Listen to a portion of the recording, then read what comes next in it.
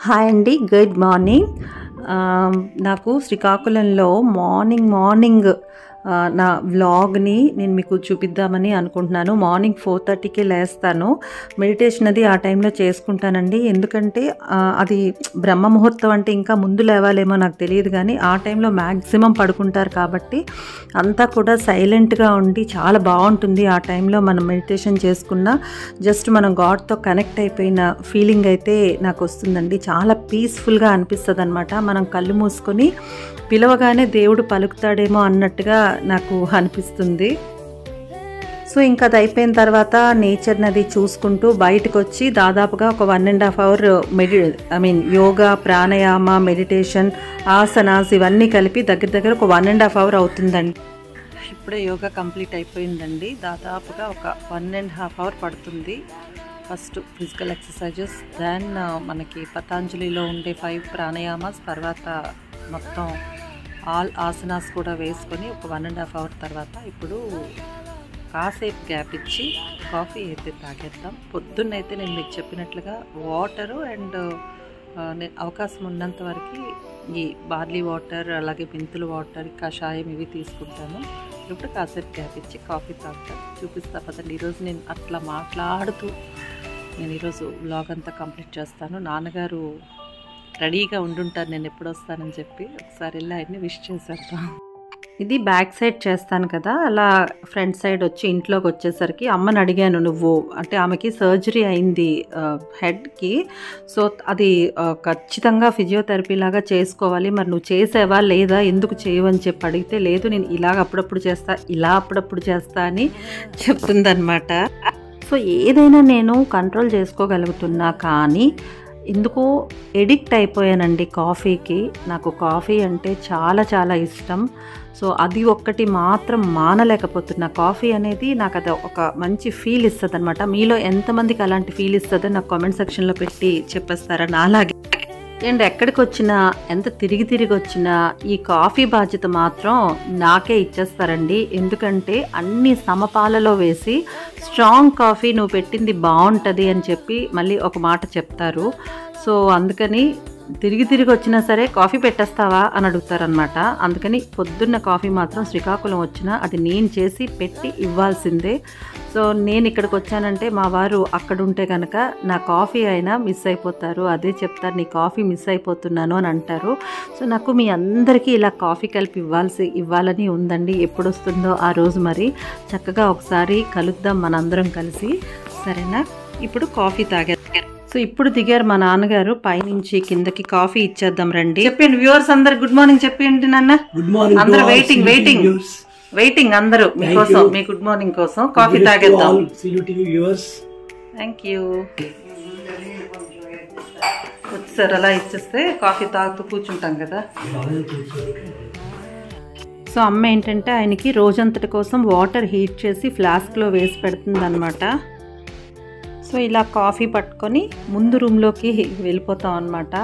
So ఈ పట్టుకెళ్ళే ప్రాసెస్లో కొద్దిగా కాఫీ పడిపోయింది అనమాట కిందన. అయ్యో అనుకుంటూ ఆ కప్ తీసుకొని ఫ్రంట్ రూమ్లోకి వెళ్ళిపోతున్నాను. నిన్న వ్లాగ్లో మీకు చెప్పాను కదా, నాకు మా నాన్నగారికి దొరికే టైం ఆ కాఫీ టైంలో కూర్చొని పిచ్చాపాటి మాట్లాడుకుంటామని చెప్పి. సో ఆయన ముందు వెళ్ళిపోయారు, నేను ఆయన వెనకాల వెళ్తున్నా. బోల్డ్ కబుర్లు చెప్తారండి ఆ టైం మాత్రం కూర్చొని, ఎందుకంటే మాకు దొరికే టైమే అది కాబట్టి. ఆయన ఏవేవో షేర్ చేస్తూ ఉంటారు. మంచి మాటలు అవి నేను ఎక్కువ తీస్తూ ఉంటాను కదా, ఆ మంచి మాటల్ని చాలా అప్రిషియేట్ చేస్తూ ఉంటారు. నువ్వు చేసినట్టు ఎక్కడా లేవంటే, నాన్న మీ కూతుర్ని కదా నేను, అలాగే ఉంటుంది నాన్న మీకు అంటే, లేదు అని చెప్తూ ఉంటారనమాట. పాపం ఏదేదో చెప్పేస్తుంటారు ఆ టైంలో నాకు. అంటే నేను చెప్తుంటాను కాబట్టి ఆయనకి కూడా జోష్ వచ్చి ఏవో మంచి మాటలు అన్నీ చెప్తూ ఉంటారనమాట. సో చూడండి ఇప్పుడు చెప్తారు మనకి.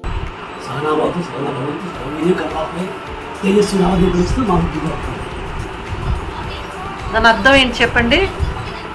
దేవుడా, తేజస్సు గల జీవితాన్ని ఇచ్చి ప్రజలకు సేవ చేసే అవకాశం కల్పించి జీవితాన్ని ధన్యం చేయాలని కోరుతున్నాను. Very good. అది పొద్దున్న ఇటులా సూర్యోదయం వస్తుంది కదా, కిరణాలు ఇలా లోపలికి వస్తున్నాయి చూడండి. మీలో ఎంతమందికి తెలుసండి, శ్రీకాకుళంలో అరసవెల్లిలో సూర్యదేవ టెంపుల్ అంటే సన్ టెంపుల్ అనేది మనకి ఏపీలో ఇది ఒక్కటే ఉందండి. అలాగే కోనార్క్లో ఒరిస్సాలో ఉంది. సో అమ్మ చూసారా హాయ్ చెప్పేస్తుంది అక్కడ కూర్చొని. సో పొద్దున్న కాఫీ తాగే టైము మేము యూజువల్గా కూర్చుంటాం, నేను నాన్నగారు. ఈరోజు అమ్మ కూడా వచ్చి కూర్చొని జాయిన్ అయ్యి మాతో ఏదో వింటుందన్నమాట అలాగా. సో ఇక్కడ చూసారు కదా కరివేపాకు చెట్లు అవి ఉన్నాయి చూడండి. ఈరోజు చేసిన ఉప్మాకి కానీ ఇంకా పులిహోర ఒకటి చేసిందండి. అలాగే వంటల్లోకి కానీ ఫ్రెష్ కరివేపాకుని ఇక్కడి నుంచి తీసుకొని వెళ్ళి అందులో వేస్తుందన్నమాట. ఎంత బాగుంటుంది కదా ఇలాగా ఇంట్లోంచే కరివేపాకు తీసుకొని ఇంట్లోంచే కూరగాయలు ఆకుకూరలు తీసుకొని వండుకుంటే ఎంత బాగుంటుంది కదా. నాకైతే అలా అనిపిస్తుంది.